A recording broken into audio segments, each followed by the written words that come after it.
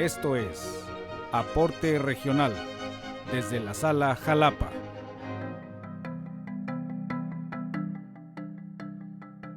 Con el propósito de generar un vínculo institucional con la nueva integración del Instituto Electoral Veracruzano y coadyuvar en la profesionalización de servidores públicos electorales, con miras al proceso electoral 2015-2016 que se llevará a cabo en el estado de Veracruz, la Sala Regional Jalapa, en coordinación con el Centro de Capacitación Judicial Electoral del Tribunal Electoral del Poder Judicial de la Federación y el Instituto Electoral Veracruzano, llevaron a cabo la primera semana de Derecho Electoral. Dicha capacitación corrió a cargo de los magistrados de la Sala Regional, Adín Antonio de León Gálvez, presidente, Octavio Ramos Ramos y Juan Manuel Sánchez Macías, así como por secretarios de estudio y cuenta adscritos a sus respectivas ponencias.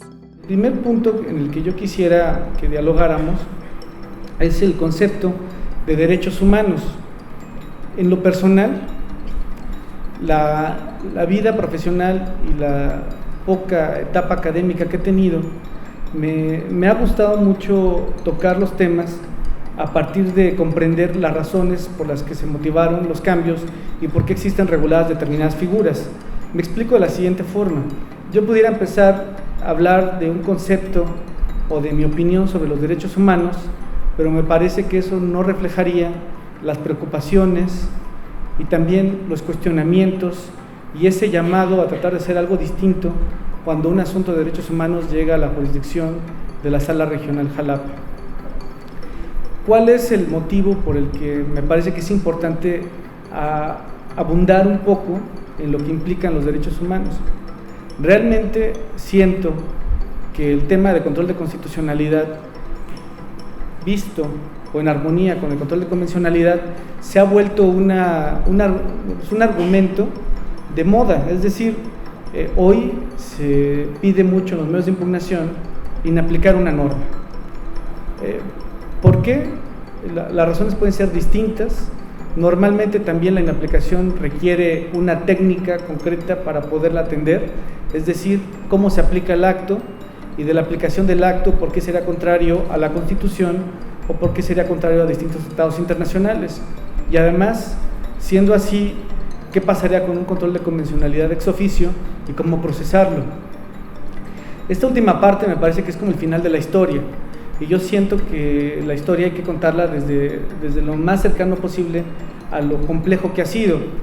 Me gusta mucho la propuesta de Robert Alexy en un libro que tiene publicado que es La teoría de los derechos fundamentales, que formó parte de su tesis doctoral. Robert Alexy se preocupa en tratar de descubrir en su concepción cuál es el origen de los derechos humanos. Y me gusta mucho cómo empieza, porque desde un primer momento se plantea que no se puede encontrar un origen común.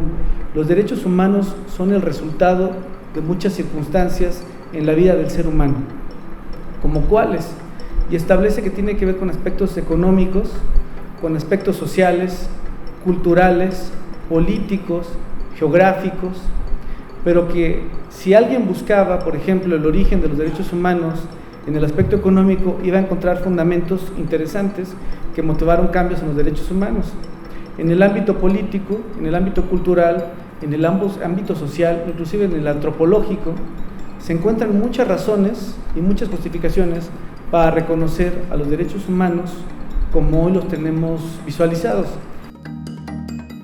Son temas que no son fáciles. No es nada más la situación de justicia intrapartidista. Todo se cuece a nivel del partido y si hay algún problema, ya no, tienen sus instancias, como decía hace rato, para defender los derechos de sus militantes, para respetar los derechos de quienes van a postular como precandidatos y después como candidatos. Tienen sus cuotas internas, y no me refiero a las cuotas económicas, sino cuotas de participación, etcétera. Pero hoy por hoy, en el sistema constitucional y legal que tenemos, si un partido incumple con su propia normativa, bueno, pues está la Constitución la que obliga a respetar todo este tipo de situaciones. Una cuestión, sobre todo para los jóvenes, no le tengan miedo, ¿sí?, a innovar. Se los digo respetuosamente, no le tengan miedo a ir más allá, porque así nació el principio pro persona, ¿sí?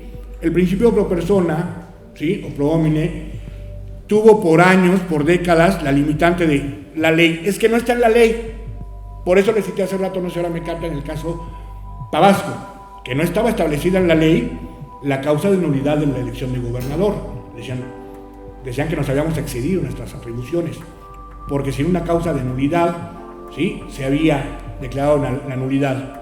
Si ustedes revisan hoy la Constitución, hoy se establece que no se podrá declarar la nulidad de ninguna elección, sino por una causa expresa, ¿sí?, que esté en la ley. Pero tenemos la violación a los principios constitucionales. Y todo esto es producto de la propia vida interna de los partidos políticos. ¿Sí me explico?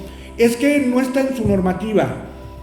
Una de las principales limitantes que tuvimos al principio es que el partido no tenía un sistema diseñado, por ejemplo, en algún medio de impugnación, una apelación que hubieran presentado para impugnar cuotas, o que lo habían cambiado de una adscripción dentro del propio partido.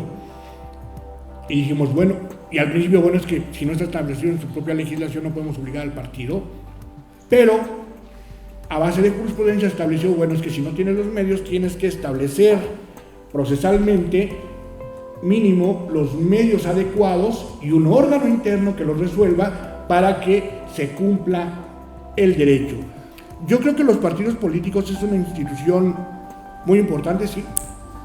Son instituciones, como dice la Constitución, de entidades de interés público.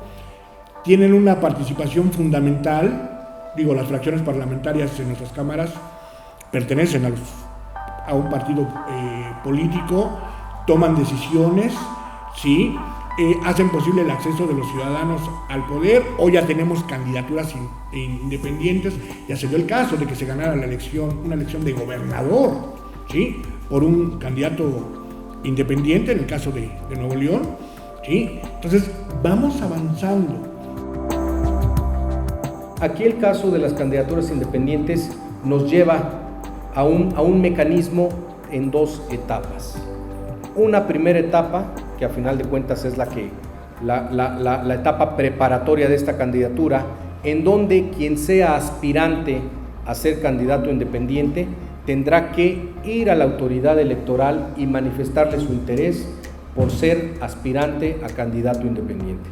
A partir de que muestra un cumplimiento de requisitos en cuanto al establecimiento de una cuenta, en cuanto al hecho de que no sea una asociación, no sea una asociación, sino que forme una asociación, es profeso para esto, tiene la posibilidad, y si cumple con requisitos de elegibilidad, desde luego, para ocupar el cargo al cual pretende ser candidato independiente, tiene la posibilidad de obtener la categoría de aspirante a candidato independiente.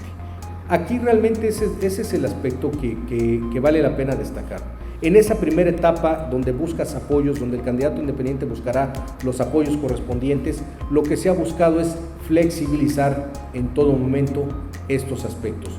Desde luego, el tema fundamental es cuando ya tienes o pasa el plazo para la obtención de los registros, más bien de los apoyos correspondientes, ya ahí cuando postulas y cuando presentas una solicitud de registro, pues desde luego ahí sí ya eres tratado como cualquier candidato, como cualquier opción política, y desde luego ahí necesariamente tiene que estar demostrado el cumplimiento a los requisitos para poder participar como candidato independiente.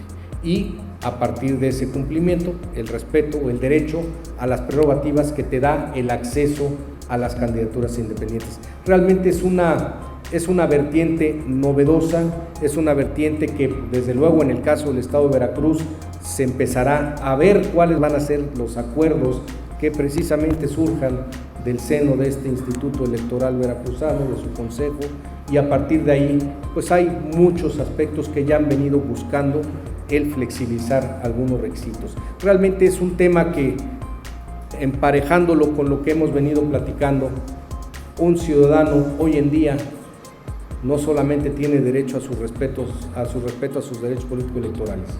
Hoy en día, si hay un agotamiento del modelo del modelo de partidos políticos, si considera que la vía exclusiva que antes era para acceder a una candidatura no es suficiente o no le satisface, tendrá un mecanismo de oportunidad para participar en una candidatura independiente. Es a grosso modo lo que quiero comentarles respecto a este tema, pero que también sin duda alguna surge a partir de una evolución del respeto y del reconocimiento a los derechos político-electorales. Con estas acciones, el Tribunal Electoral fomenta la cultura cívica y de legalidad en la construcción de una ciudadanía comprometida con los valores de la democracia.